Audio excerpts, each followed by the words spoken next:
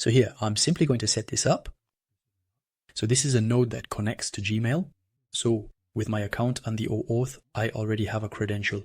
But we're going to create a new one, so a new collection, which is very interesting. You'll see that here there's some really great documentation, very well detailed by n8n. There's even a video down here that shows me, in fact, here are the details for creating the node and the node connection. And you should also know that Gmail isn't the only product. There are several products with Google. If you scroll up here, you'll see that. There you go. We have Google Drive, Mail as well, Google Sheets, Tasks, Contacts, and Calendar. So all of these can be connected with n8n. So we're going to start making the connection step by step. You'll see that it's actually very simple to do. And just below here, you'll also find another official video. Here it is, it's a video. Here as well, it shows you how to make the connection. So our goal is to retrieve two types of information. The first piece of information is the client ID. The second is the client SQL. So we'll need these two pieces of information in order to connect our Gmail. So let's start with the 5 steps. You'll see that the steps are actually right here. So first thing, we need to access Google Cloud. Here, we're going to create a project.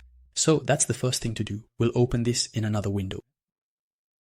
Here on this page, of course, you really need to make sure you're logged in with the specific email account in question, because sometimes if you have multiple email accounts, you might need to log in with different accounts. So here, for example, I'm properly logged into my email account. So I'm going to click here on console to be able to enter and create a project. Now look here. When I look here, I see a project. So each project actually contains several features. For each project, you can set up a lot of different types of connections, but it's very important to have a project. So if this is your first time making the connection, it's very simple. You will click here and you will find a small button called Create a New Project. When you create a new project, you will simply have a line like this one. There you go, a line like this one. I can even add it to my favorites like this. So now when I click on this, I will enter inside the project. So as you can see, I am now inside my project. And that's why when I make some changes here, they will have an impact on this specific project. So it's very important.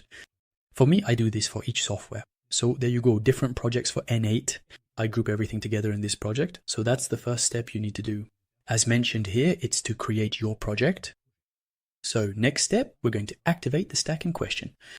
You'll see that here in the project, of course, I'm still in my project. So when I click here, you'll find API service. I'm going to go to library. So that's the button I'm interested in. So when I enter the library, you'll see that here there are all the Google products. There really are a huge number of services.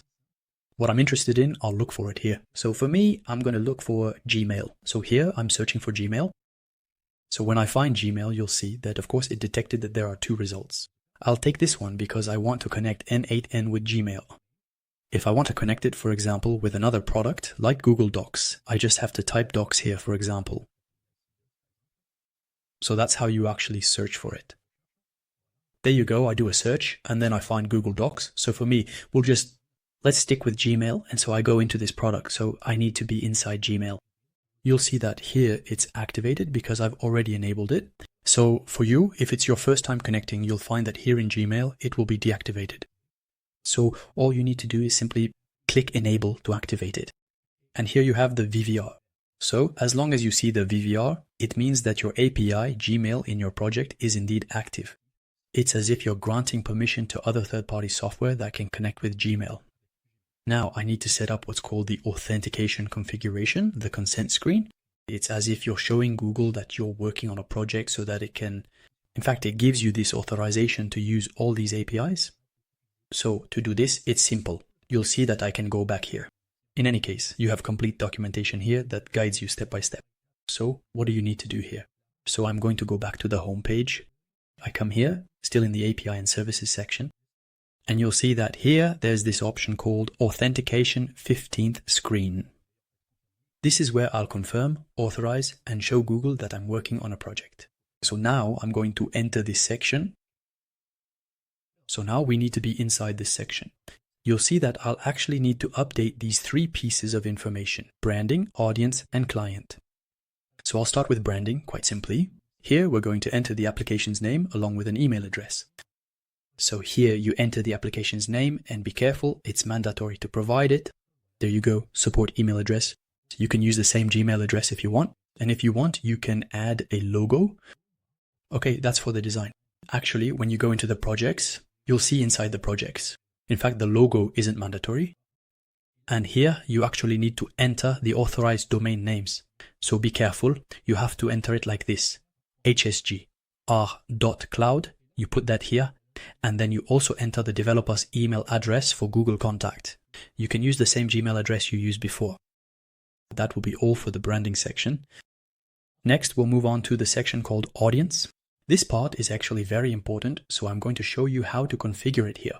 Actually, we're going to stay in test mode, so we don't need it. In reality, we're not going to create an application here, so we'll need a connection between n8n and Gmail.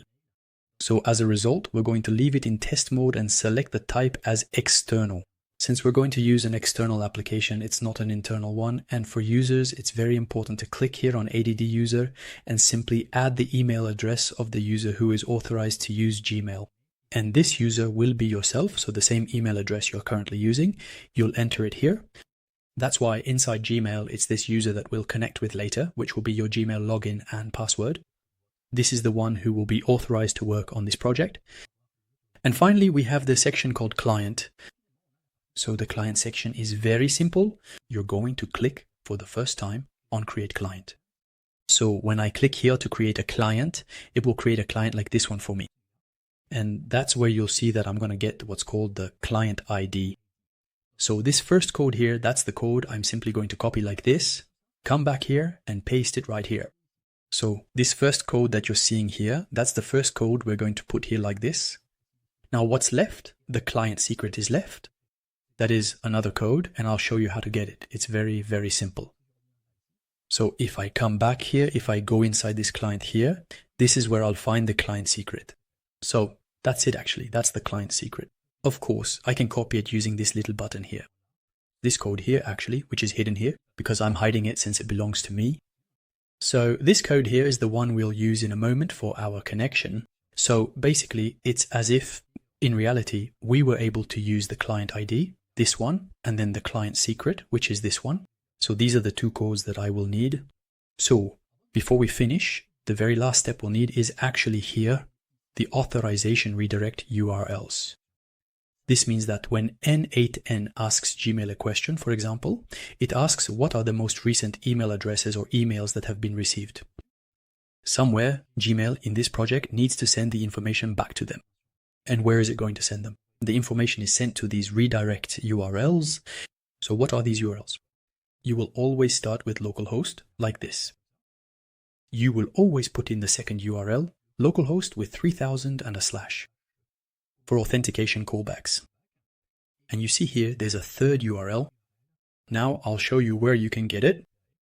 You simply need to enter these three pieces of information. And how do you find the third one? Because the third is specific to you, to your server. I'll show you right now how you can get it. Well, it's here. This is actually the redirect URL that you'll retrieve. Of course, I've copied it, so the client side, that's the one I'm missing. And so now my connection is ready. Be careful when it works. Of course, I need to click save. And even better, I absolutely had to log in with my Gmail here.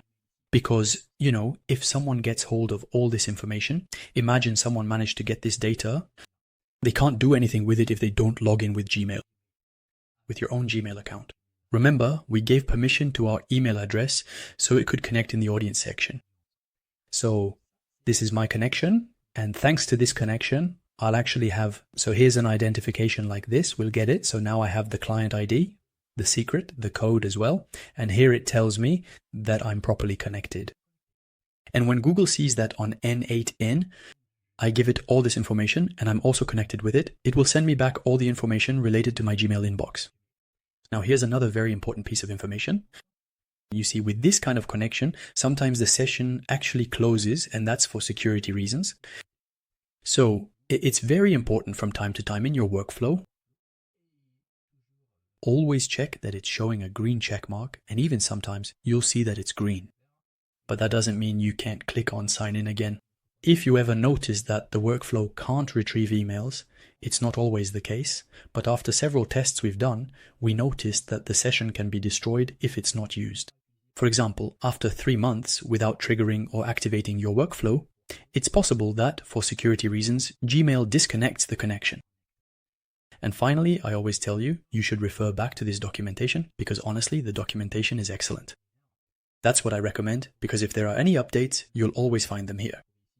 And each time, if you want, for example, to understand something about at any stage, you'll find the video here, which is very, very interesting, even if there are some mistakes. Here, they give you explanations regarding all those errors. And I think it's really very interesting to follow actually the connections with this. And here, I also wanted to show you a little piece of information. I think these are also very interesting. Look here, I have the URL. Actually, this URL has documentation. I can copy it, which is what I'm doing here. Now you can do this for all the nodes on n8n. There are many, not just this one. Every time you have documentation for a node, here's what you're going to do. You're going to copy this URL and go to ChatGPT. You'll come here and activate web search. Okay, this option is very important. So what you'll do is tell it the following. I want to connect the Gmail node with n8n and I need your help to do this. Please make sure you clearly state that you want to link the Gmail node with n8n so the system understands your request. This step is important, so take a moment to ensure you are giving the correct instruction.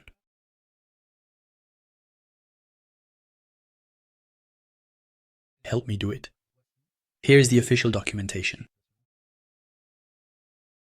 Official. And you do it like that. This is a simple trick that you can use. You'll see, and as you can even tell right here, just by looking, give me the steps, for example, the process you would follow. And you can tell it, I'm a beginner. There you go. So it can really help you step by step. And here, really, it's very, very interesting. You'll see that now it's able to refer to the video, and you'll see that it really gives you all the steps with links if you want to check the documentation. And really, it goes little by little, slowly, slowly, and that too. It's very, very interesting. If you ever get an error message, it's very simple. You just need to copy it here to let it know. There you go, for example, in the step 4, I can't find the client ID. What should I do? And so here it will really help you. So here it's a translation of the documentation done in a way that's made for beginners. And that's one of the good habits you should develop and follow if you ever want to connect any credential with n8n.